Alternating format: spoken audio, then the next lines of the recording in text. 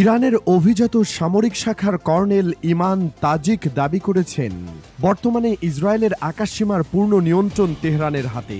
মঙ্গলবার রাতে ইসরায়েলের উদ্দেশ্যে চালানো দ্বিতীয় দফা ক্ষেপণাস্ত্র হামলার পর সামাজিক যোগাযোগ মাধ্যম এক্সে দেওয়া এক বার্তায় তিনি বলেন, আজ রাতের হামলা প্রমাণ করে আমরা দখলদার বাহিনীর আকাশসীমা সম্পূর্ণভাবে নিয়ন্ত্রণ করছি। সেখানে বসবাসকারীরা এখন ইরানের ক্ষেপণাস্ত্রের সামনে একেবারেই অরক্ষিত।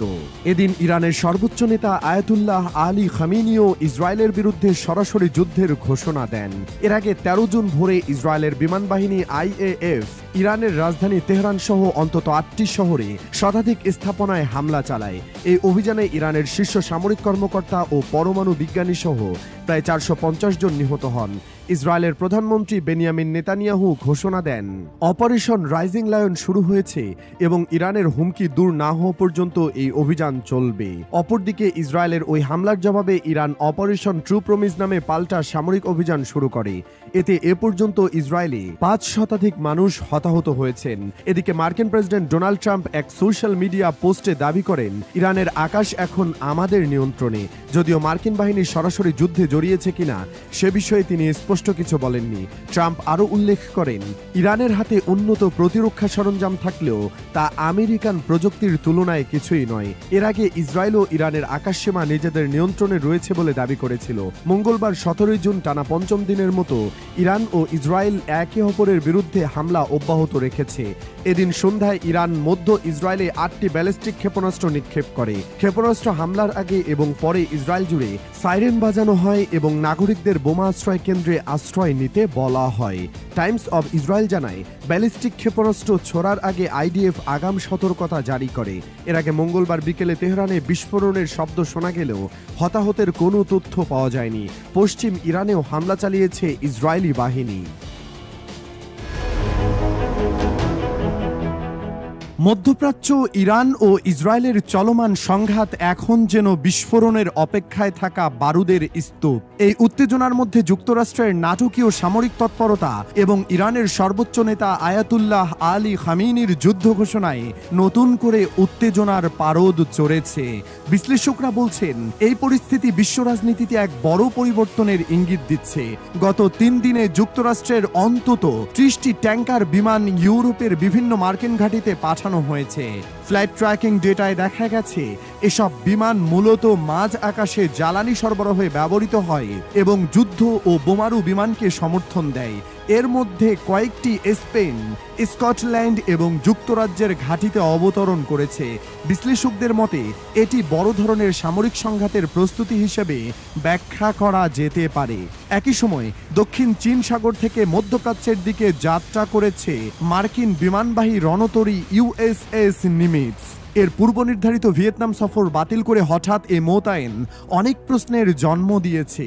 হ্যানয়ের মার্কিন দূতাবাস একে জরুরি আভিযানিক প্রয়োজন হিসেবে উল্লেখ করেছে।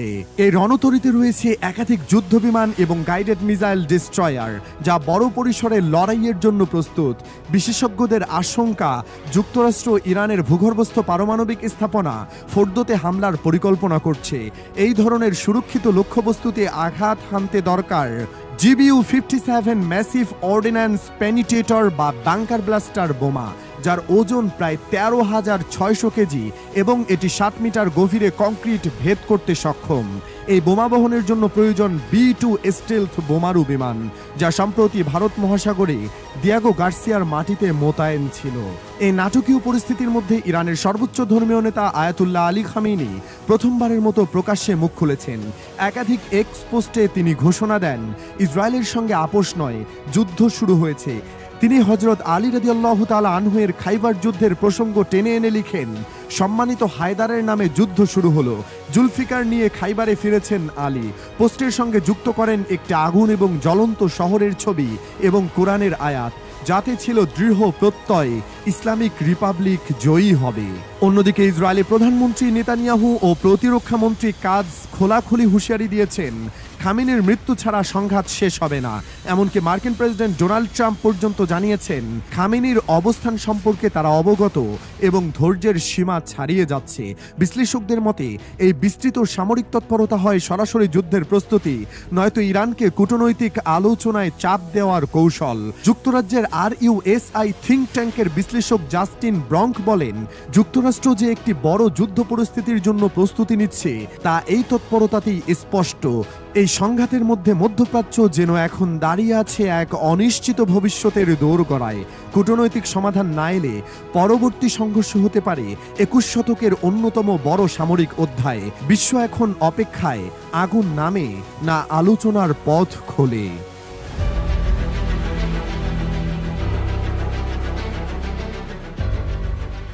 ইরানের রাজধানী তেহরানে প্রবল আগ্রাসী অভিযানে অংশ নিয়েছে ইসরায়েলের এক ঝাঁক যুদ্ধ বিমান। মঙ্গলবার রাতভর চালানো এই অভিযানে তেহরানের গুরুত্বপূর্ণ সেন্ট্রিফিউজ উৎপাদন কেন্দ্রসহ একাধিক অস্ত্র কারখানায় আঘাত হেনেছে ইসরায়েলি বিমান বাহিনী। দ্য টাইমস অব ইসরায়েল জানিয়েছে অন্তত 50টির বেশি জেট এই অভিযানে অংশ নেয়। ইসরায়েলের ডিফেন্স ফোর্স IDF জানিয়েছে হামলার মূল লক্ষ্য ছিল এমন একটি সেন্ট্রিফিউজ কেন্দ্র যা ইউরেনিয়াম সমৃদ্ধকরণের জন্য ব্যবহৃত হতো। মূলত ইরানের সম্ভাব্য পারমাণবিক অস্ত্র তৈরির প্রস্তুতির অংশ হিসেবেই একে বিবেচনা করছে তারা। এছাড়াও ইসরায়েলের দাবি যে কারখানাগুলোতে হামলা হয়েছে সেগুলোর মধ্যে একটি স্থানে ইরান থেকে ইসরায়েলের দিকে নিক্ষেপযোগ্য সারফেস টু সারফেস মিসাইলের কাঁচামাল তৈরি হতো। পাশাপাশি আকাশ প্রতিরক্ষা ব্যবস্থার অংশ হিসেবে সারফেস টু এয়ার মিসাইল ও এর বিভিন্ন উপাদান তৈরির সুযোগ সুবিধাও সেখানে ছিল। IDF অভিযানে অংশ নেওয়া জেট বিমানের উড্ডয়নের ফুটেজও প্রকাশ করেছে, যা ইসরায়েলের সামরিক সক্ষমতা ও অভিযানের ভয়াবহতা তুলে ধরেছে। অন্যদিকে এই হামলার কিছুক্ষণের মধ্যেই ইরান থেকেও পাল্টা প্রতিক্রিয়া আসে। মধ্যরাতের ঠিক পরপরই ইসরায়েলের বিভিন্ন শহরে পরপর 2টি ধাপে ক্ষেপণাস্ত্র হামলা হয়। স্থানীয় সূত্র ও সামরিক বাহিনী জানায় মাত্র 20 মিনিটের ব্যবধানে 30টিরও বেশি ইরানি ক্ষেপণাস্ত্র মধ্য ইসরায়েলের বিভিন্ন এলাকায় আঘাত হানে। এতে ব্যাপক আতঙ্ক ছড়িয়ে পড়ে শহর জুড়ে। ইরান ইসরায়েলের উত্তেজনা এমন এক পর্যায়ে পৌঁছেছে যেখানে প্রতিটি হামলা এখন একটি বড় সংঘাতের ইঙ্গিত দিচ্ছে। যুদ্ধ শুধু সীমান্তে সীমাবদ্ধ নেই, এটি এখন রাজধানী এবং শিল্প অবকাঠামোর কেন্দ্রবিন্দুতেও ছড়িয়ে পড়ছে। বিশ্বজুড়ে উদ্বেগ বাড়ছে, আসন্ন দিনগুলোতে আরও ভয়াবহ হয়ে উঠতে পারে বলে আশঙ্কা করা হচ্ছে।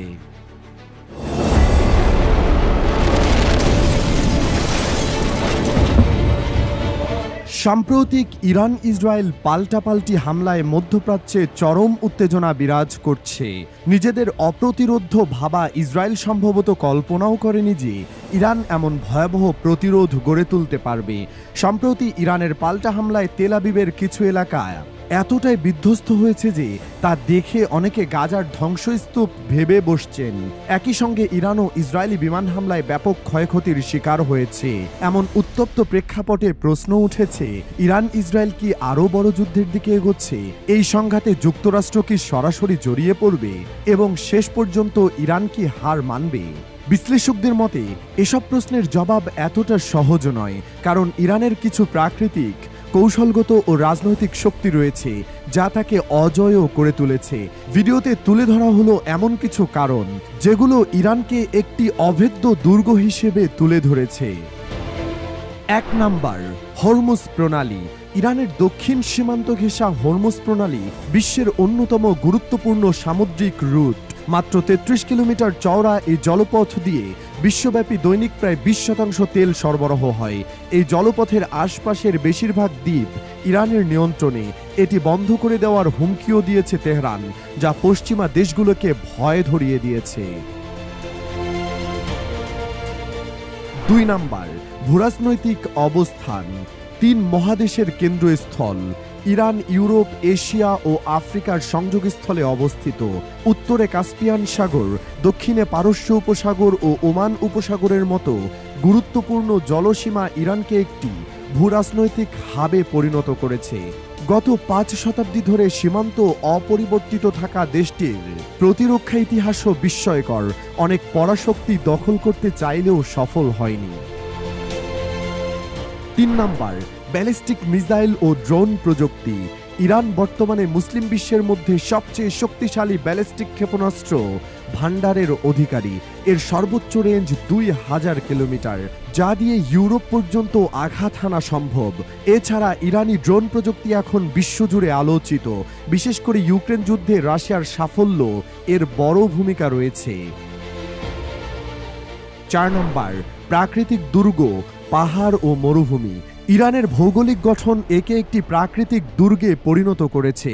পশ্চিমে জাগ্রোস এবং উত্তরে আলবর্জ পর্বতমালা দেশটিকে বহিঃশত্রুর আক্রমণ থেকে কার্যত সুরক্ষিত রেখেছে। এর মধ্যবর্তী অঞ্চল জুড়ে রয়েছে লুত মরুভূমি, যা বিশ্বের অন্যতম শুষ্ক ও তাপদগ্ধ অঞ্চল, ফলে সশস্ত্র অভিযান পরিচালনা কঠিন হয়ে পড়ে। 5 নম্বর, জ্বালানি সম্পদের রাজ্য।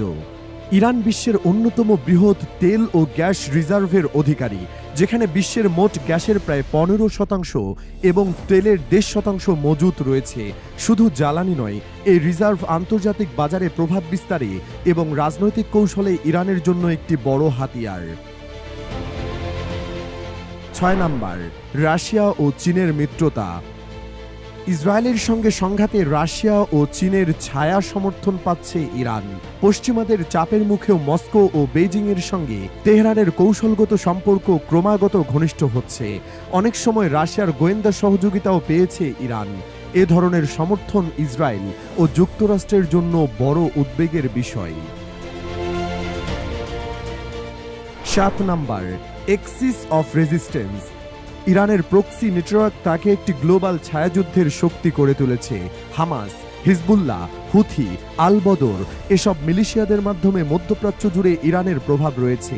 ইরান সরাসরি যুদ্ধে না গিয়ে এসব গোষ্ঠী ব্যবহার করে যুক্তরাষ্ট্র ও ইসরায়েলের ওপর চাপ সৃষ্টি করতে সক্ষম। পারস্য সভ্যতা থেকে আধুনিক ইরান, হাজার বছরের ইতিহাসে নানা ঘাত প্রতিঘাতের মধ্য দিয়ে দেশটি কখনো পুরোপুরি পরাভূত হয়নি। ভূরাজনীতি, প্রযুক্তি, প্রকৃতি ও কৌশলগত মিত্রতায় গড়ে উঠেছে ইরানের প্রতিরোধের ভিত্তি।